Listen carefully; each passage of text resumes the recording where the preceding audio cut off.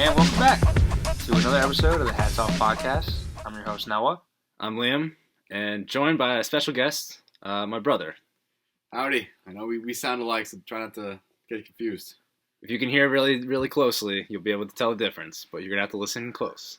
This week, episode 10, finally reached double digits. Well, we've been doing this for 3 months or so. Took us like 3 or 4 months, yeah. Yeah, we apologize to our loyal fans for not doing this every single week. All two of you, thank you very much. Fucking life gets in the way, Yeah. But, so Rogue One. I guess we'll start off with, since it was your choice, Liam. Yeah. Why did you choose Rogue One? More the modern Star Wars nowadays have kind of been seen. Well, when they get released, they're kind of always close to Christmas, and so I didn't want to pick a Christmas movie necessarily because they're kind of overdone and overshown. I just didn't really want to do that, but I wanted to pick a movie that came out near Christmas, and then I decided that the best recent Star Wars movie was Rogue One. So absolutely. Yeah. Not including original content from The Mandalorian. We're talking prime Star Wars here. Star Wars feature films. Yeah. So live action films. Yeah. Although we've also tried to. Yeah. We've also tried to. All right. We've also tried to focus on more recent movies lately because the ones that we've done that were older, I guess, have been talked about a lot. Yeah. We just kind of want to give more fresh opinions on the newer ones. So. Yeah, that's fair. I mean, if you haven't seen this one, spoilers coming up because this movie is just spoiler ridden. I mean, from the get go. So, but yeah, solid movie through and through. Very original content. It definitely was. Like when back in like 2013, 2014, when Disney was releasing like all the new content they wanted to create. I think that this definitely was like the most intriguing concept. Yeah. For like me as a Star Wars fan. Because, like, we've already seen 2 trilogies, and, like, the arcs of each trilogy is pretty much the same, just with different characters in it. Yeah. But, especially with how, like, pivotal the Death Star is to, like, the original movies, I guess being able to see, like, how they were able to steal the plans to the Death Star and the characters that paved the way for, A New Hope. Yeah. It was definitely really cool to see. Yeah, it's like the post-quel to the prequel to the original It's really confusing, right? It is, yeah. Yeah. It's mind-boggling, but I like how it was like in between the Force Awakens and Last Jedi. They did that, and then they did Solo after Last Jedi in between Rise of Skywalker. Yeah. Which really helped, because if you just had those 3, Star Wars would be shot to shit. And they did, and the time between Solo and the Rise of Skywalker was like really long, because Solo came out in like May. Yeah, it wasn't. It was like May of 18. May of 18 versus December of 19. Actually, December of 17 because was Last Jedi. Last Jedi. Yeah. And then May of 18. Yeah, like you said earlier, with like kind of like deepening the arcs. Yeah. I think this movie is important because George Lucas comes out in 77. He says, "All right, here's A New Hope. It's episode 4." People say, "What the fuck? Where's 1 through 3?" Yeah. And so this one adds a lot of weight because it's like, all right. We know exactly where the rest of the trilogy went, how it started, and how it got to 4. We don't really know, like, in between the time if you're not a fan, you're confused. You have no idea what's going on. No, I mean, most of the people that would listen. Yeah. Right. So, Revenge of the Sith, Vader becomes Vader. What happens between then and the time that they actually build the Death Star, which is the beginning of A New Hope. So, yeah, it adds a lot of weight, not only to the story itself, but to the characters, because obviously you go into New Hope not knowing who the fuck Jyn Erso is, or who Galen Erso is, and who Saw Gerrera is. And you don't know anybody. You don't know any of those names. You don't know what it took to get the Death Star plans. So, and like characters that like, and it's cool to see now that like characters that were in this movie are getting their own TV shows. Yeah. Like the Andor show with Cassian Andor. Yeah. I think some nitpicks of this movie would be like, okay, well, you killed everybody off. Spoilers. You killed everybody off. Do you think they should have left anybody on? Or do you think it No. was best that they killed everyone? I think it was best they I think it's best they killed everyone off. You already have the original that don't have these characters in it. Yeah. You had to kill them all. If any of these characters survived from this movie, like you would have assumed that they would have had a pivotal role in like Oh yeah. In the They would've- rebellion. Yeah, it would have taken Luke's position as like the person that shot the like shot. a Han Solo. They'd have Cassian or Jin. You know who I would have, if I were to pick anybody to survive, I probably would have went Chirrut, because he's like a force sensitive ish type character, and he could come back after being, they anticipate and they expect. He's like a Yoda type, right? Well, they only know that Obi-Wan and Luke versus Vader and Emperor. That's it. Yeah. And then Leia later on, they do the training after like the flashback with Rise of Skywalker, but. Nobody else is a force-sensitive user until Rian Johnson comes in and retcons it and says anybody can be a fucking force user. Fuck off. Yeah. But, if Chirrut was alive, he could be like a backup to training Luke, or he could be like a... I don't know if he's equipped to train anybody. He doesn't even know exactly how to use it himself. Well, if he had a lightsaber, he's just wise. And he does have the Force. He's blind. He obviously you see like he can see without being able to have eyes. I think he's stronger than you think. I mean, he fucking dodged bullets. I mean, granted, the stormtroopers. Did he dodge bullets though? Because he died. He heard. Exactly. Yeah. He wasn't. You can't really. He wasn't trying to dodge those bullets. He was walking out in the middle of enemy. He would have died anyway on the planet, but. Yeah, I mean, I don't know. I think he's that very Force sensitive, though. I will admit. I think that they definitely made the right decision killing everyone off. Yeah. And they just made the story more impactful. Right, and that's fine. And then I just think that some people nitpick it because they're like, oh, you're going to kill everybody off? And all this was just for one disc for Leia to have? Yeah. But, like, that's it was pivotal. That's how you start the next I'm not on that side. I'm saying that there's people that are like that are like... well, fuck them. How about that? Anyway, let's get into some details here. You got some notes? Yeah, let me look real quick. I did like how and I know this is a lot throughout like different Star Wars movies, but I really do love how pivotal of a role landscape and like climate are in the movies. Especially at the first scene, like the farm and how like it's kind of like Iceland, whatever planet that is. Yeah, and then how like it was like really green, the grass was, but then everything else was just like black. Yeah, like charcoal. Yeah, so it's like the green was like it's just like a slimmer of hope in life, and like other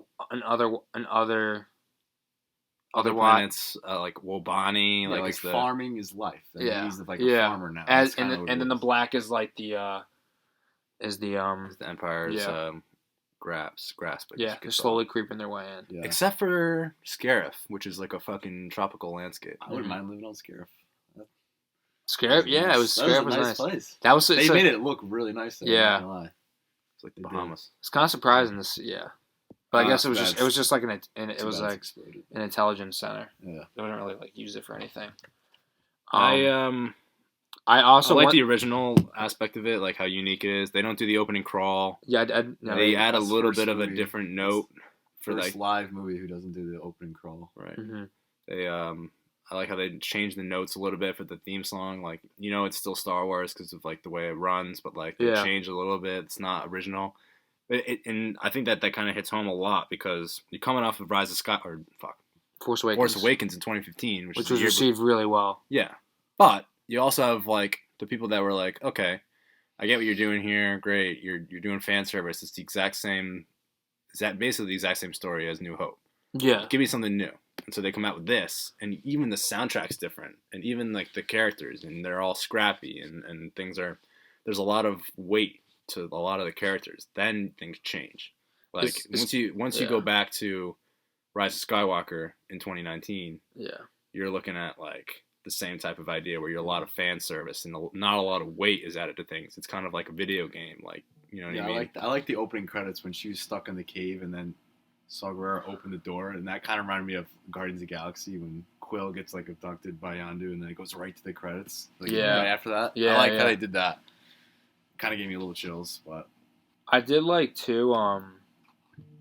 One thing that I noted is that I felt like while watching it, no matter who the character was, whether it was Jyn Erso or like Andor or like one of the smaller characters who had like a lesser role, I feel like they developed every character really well. Yeah, in the amount of time they had. Yeah, and like one of my who I thought like did really well in the movie, and I thought his performance doesn't get enough credit is Riz Ahmed's character, who plays Bodhi Rook.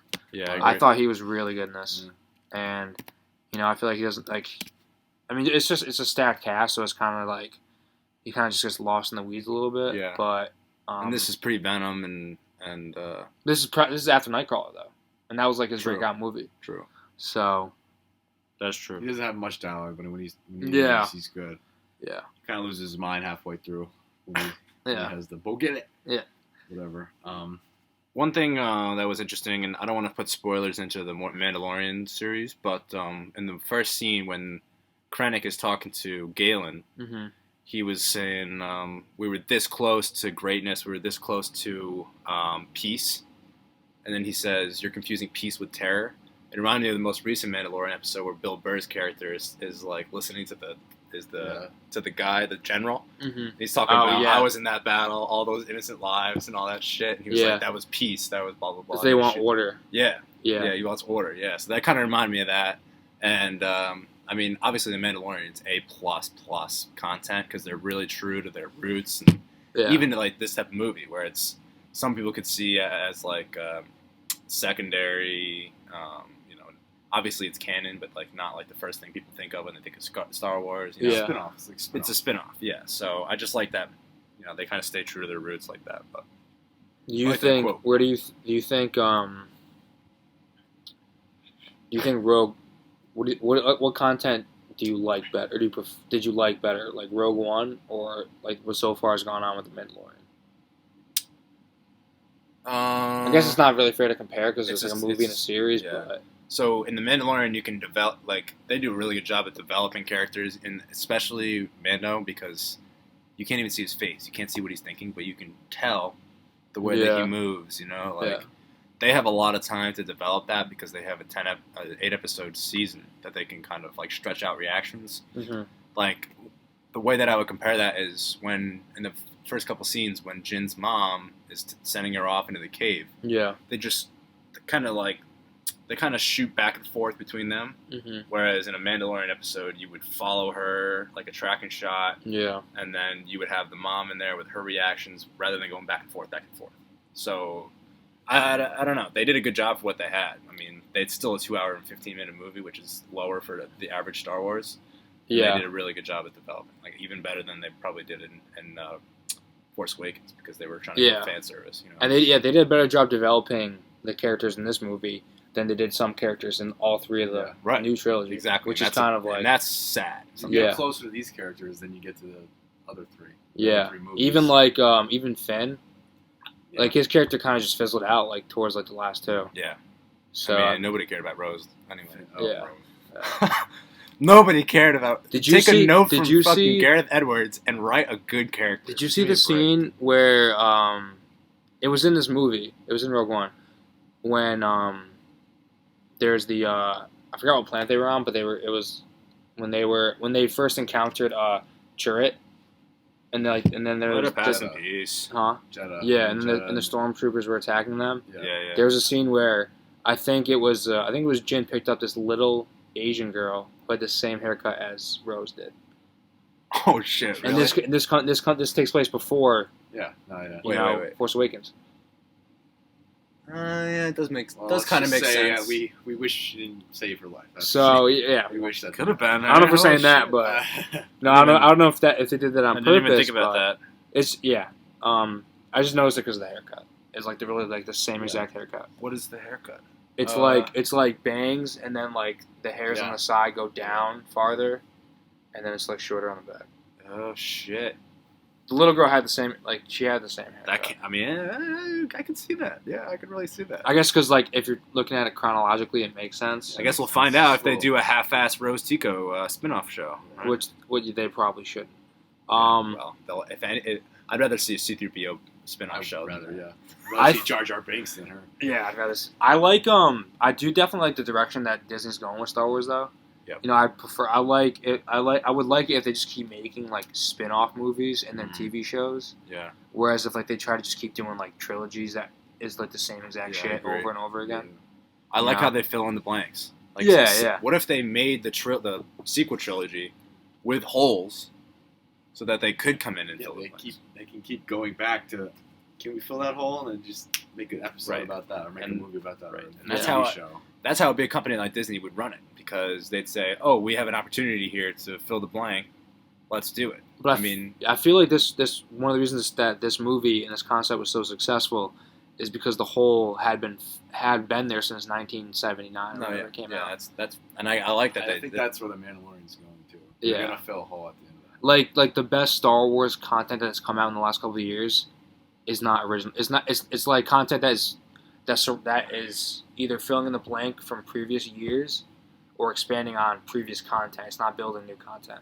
Yeah. So I think that's the recipe they should go with, at least for like the short term. Yeah, I agree. And then if they can slowly start building new content that they can then look at in the long term and try to fill in. Yep. There. I'm totally fine with that.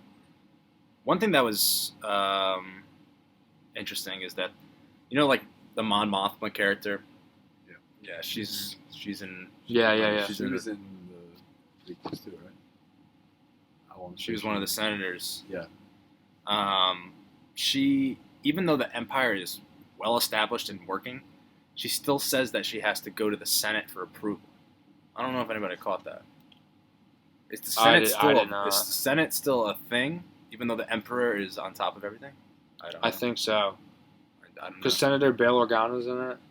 Yeah, I guess. And but he's also with the rebels, so like maybe the Senate is the rebel Senate. Yeah, maybe they didn't make it a republic until they took down the Sith.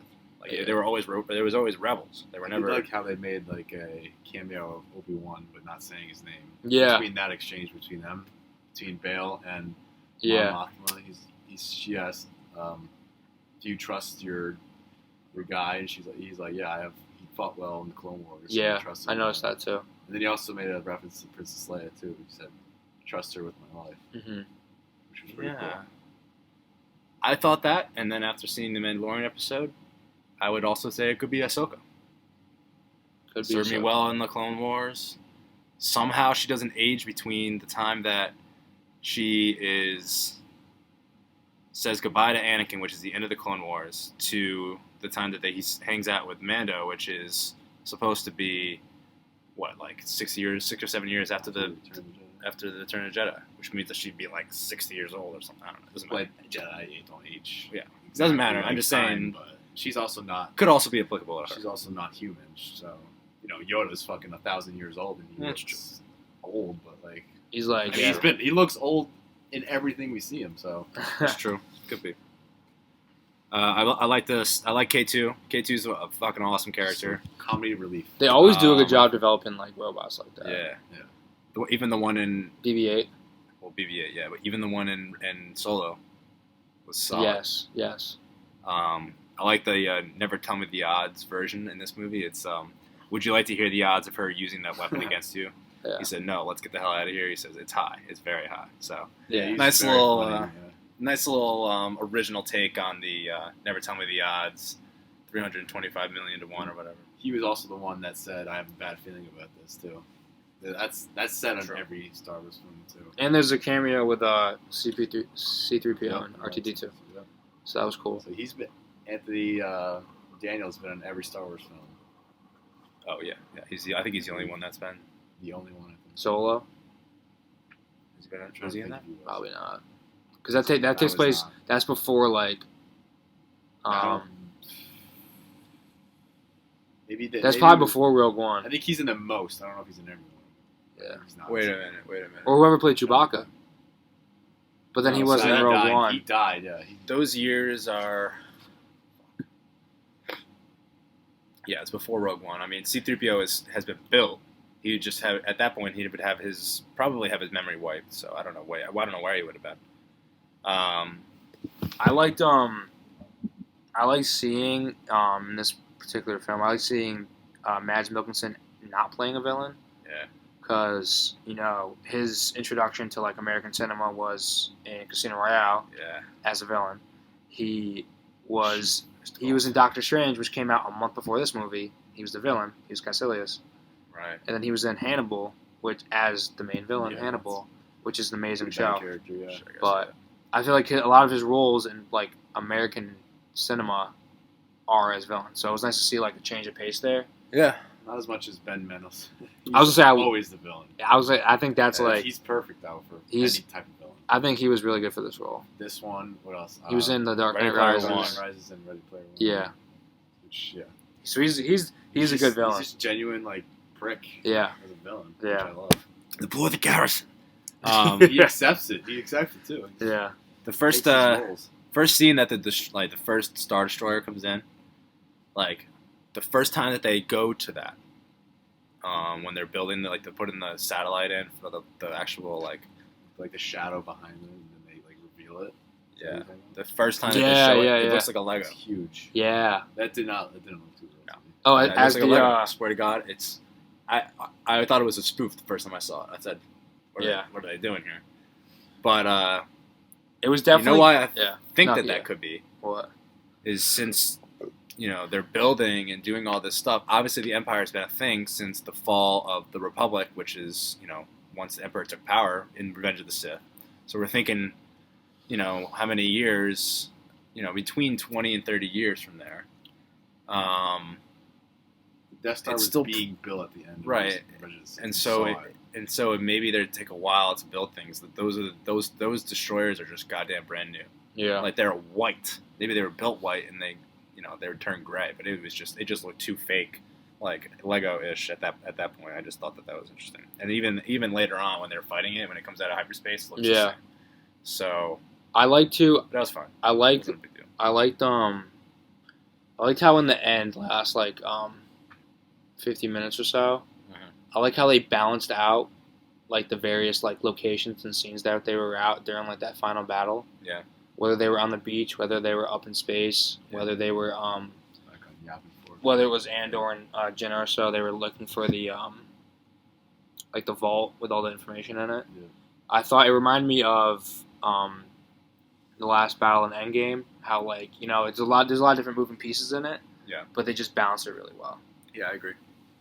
And I like that they don't focus on one specific thing because that would have got boring. If they're only following Jyn and Cassian inside that, be on one location. Right. You gotta bounce it back up. Yeah. See what's happening. You gotta find how they're gonna open the shield. Right. Yeah. There's got to be good stakes. Job. There's got to be stakes. So and and during that scene, Baze, Sharut, and Bodhi, they all die within a minute of each other.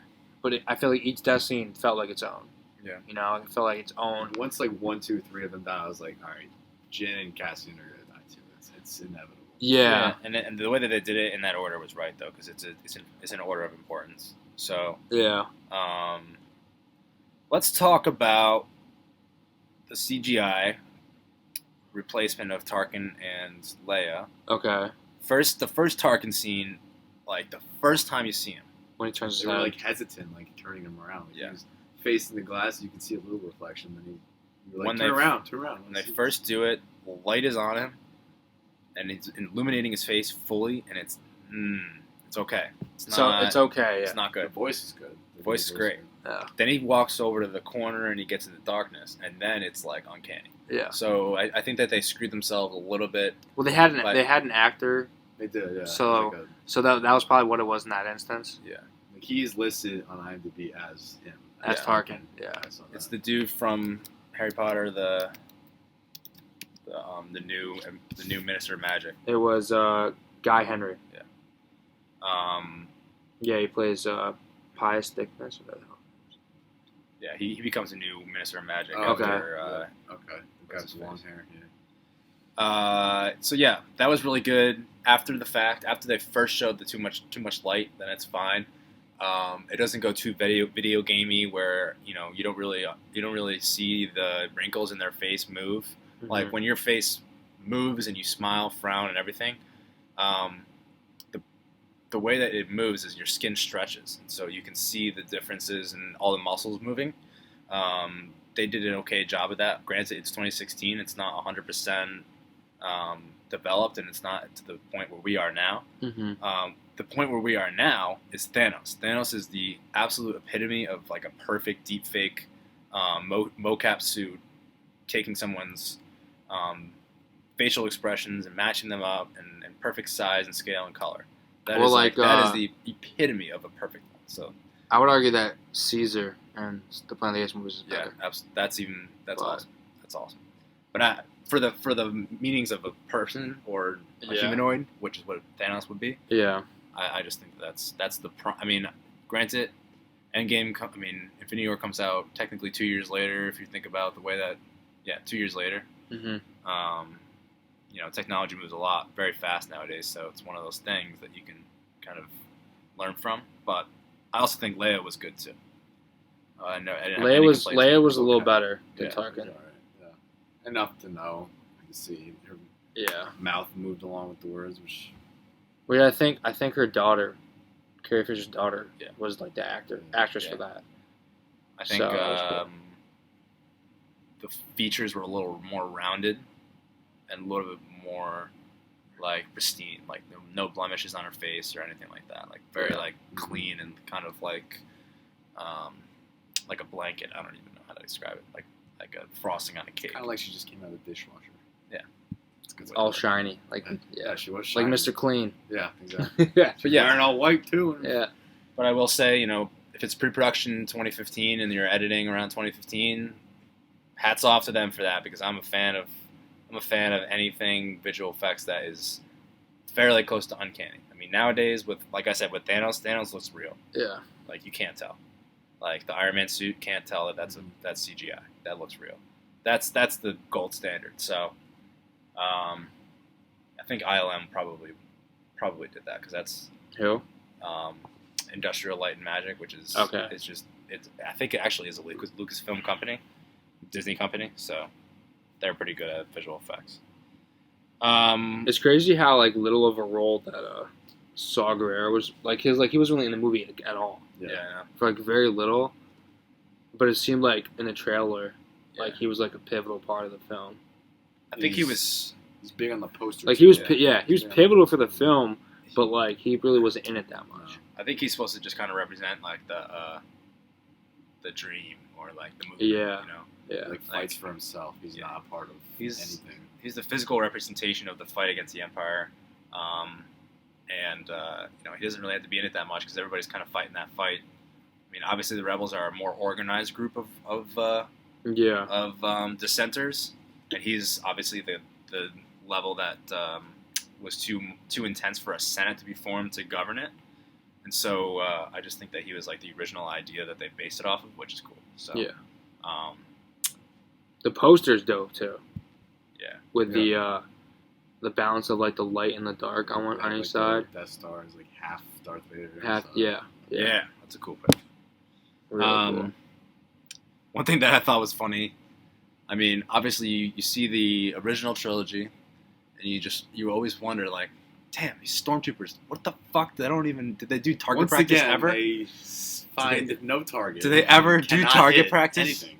How do these people get recruited to this shit? They hit one every other target. I mean, now Cassian got shot, right? Not by a stormtrooper though. True. By Krennic. Now, so this, I was watching this closely because I saw from the first scene. I'm like, all right, I gotta take note of this. The stormtroopers, when it's not a protagonist, are dead on accurate. Yeah. Dead on accurate. Makes sense though. Suspension of disbelief. No, yeah.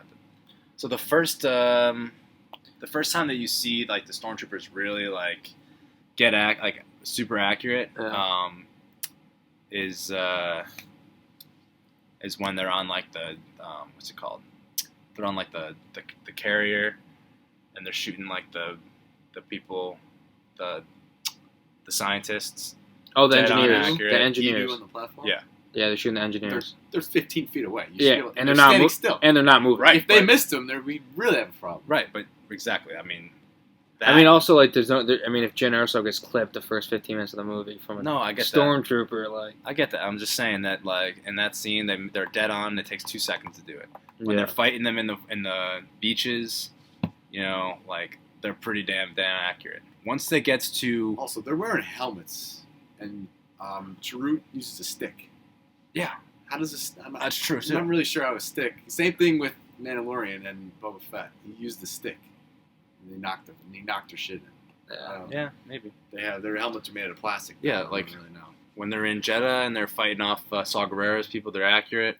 When they're on the beaches, they're accurate. Once it comes to shooting at Chirrut or Baze or any of them, total miss. It's a plot armor. I mean, I'm fine with it because it kind of brings you back to like the original trilogy. Like they haven't gotten any better at shooting the people that matter. They never will. So I just thought it was interesting. They're still the same. What else is in my notes here?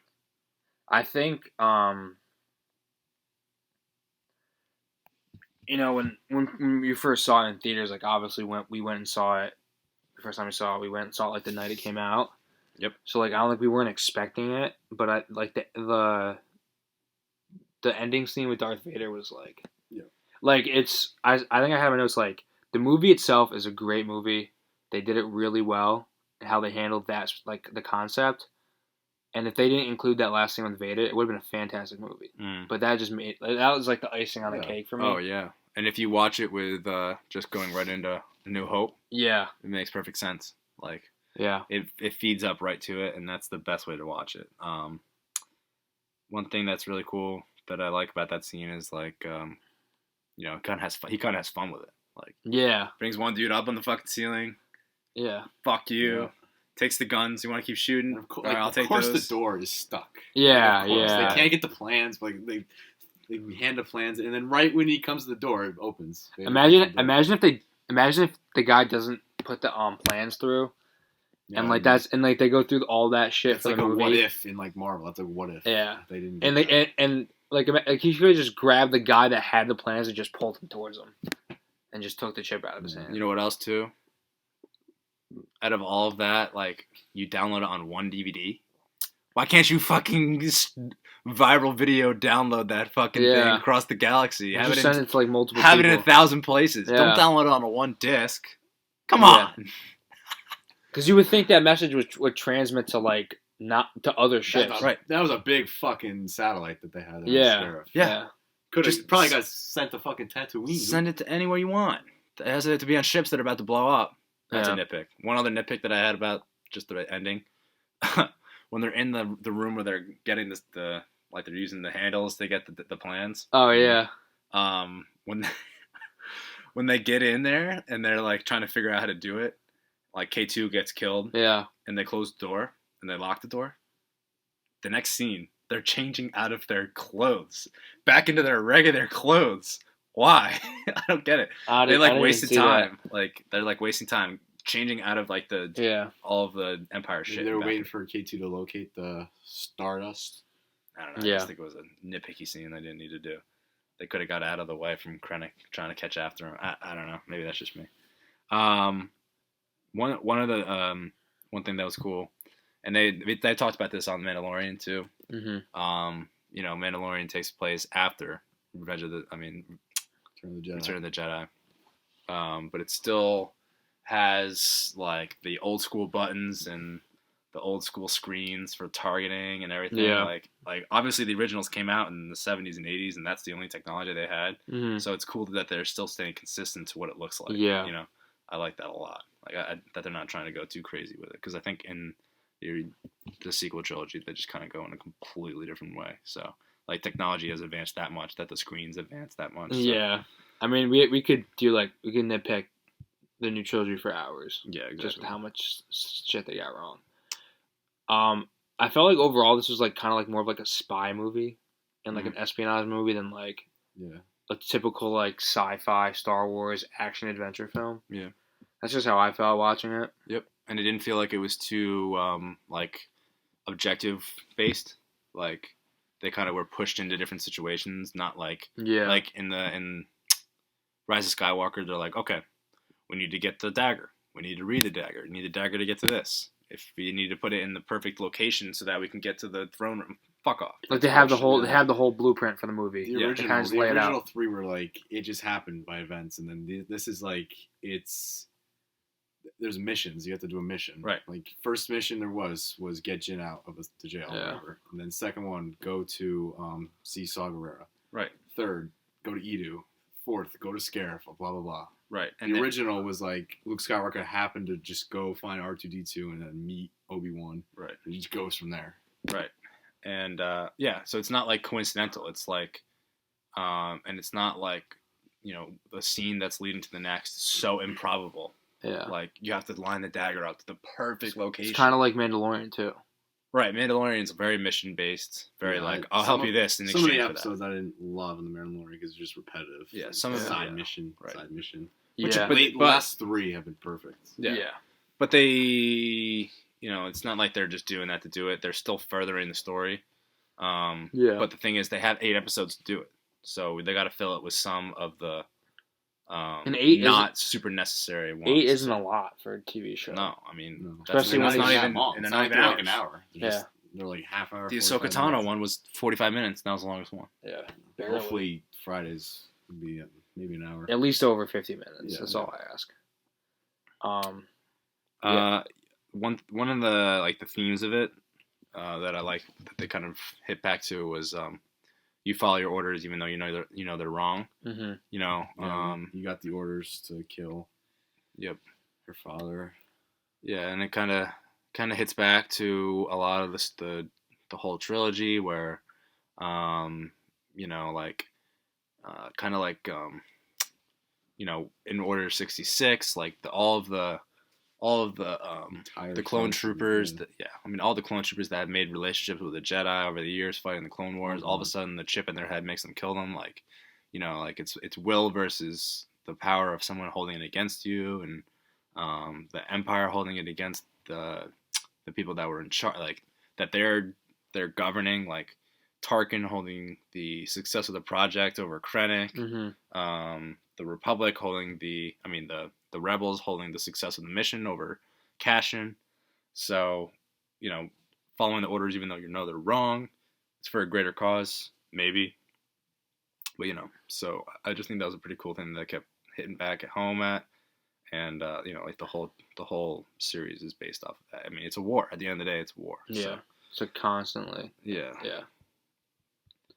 And you kind of, and then obviously like that, it kind of just, the ending just embodies that theme.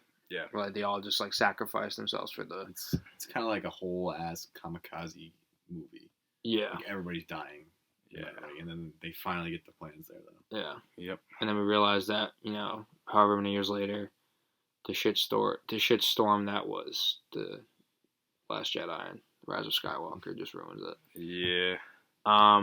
So I know you do this, but I'll get into this real quick. So the budget was $200 million. Holy fuck! Which is a good amount. It's a Star Wars film, so yeah. Opening weekend, it did $155 million domestic. It grossed $532 million domestic. His worldwide gross was $1,056 million, which finds itself as the current 36th highest grossing film of all time. Just to give you some context on that budget, last week's episode on Manchester by the Sea was $9 million. Yeah. I mean, and this was $200 million. So that's yeah. So you can make movies with not a lot of money or a lot of money. Make good movies with both. I mean, I think a good amount of that money is casting, probably shooting on location, visual effects. Yeah. Just the overall supports, the support teams of like all the machinery and stunts. I mean, just so much. Yeah. Probably marketing too. Yep, good amount of marketing.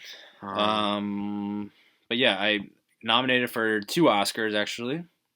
Nominated for sound mixing and visual effects. So movies like these won't ever get nominated. Yeah. Franchise movies, especially like action adventure movies, like all superhero movies, for the most part, I mean, they just don't get the respect of like critics don't like superhero movies for some reason. Which is like what Martin Scorsese, who is like he's the icon of film and cinema. He says that the Marvel movies aren't really movies. Yeah. So when you have guys like that saying it, I'm sure that the Academy takes his opinion into account pretty highly. Yep, he's been nominated just a few times. Just a couple. He's got a little bit of he's an okay actor or director. Yeah, he's got some pull in the industry, I would say. He's damn near like 90, but he's pretty old. Yeah. So, good movie. Maybe he aged a couple years after watching the fucking Irishman. Yeah. Anyway. or making it, because it's like a 4-hour movie. Anyway, so what's next week? So next week is a Christmas movie. Nice. I know you said we didn't want to go old school, but I think we're gonna go with Die Hard next week. The original? The original, yes. All right. So until then. See ya. Got to get you out of my head. Said I got to get you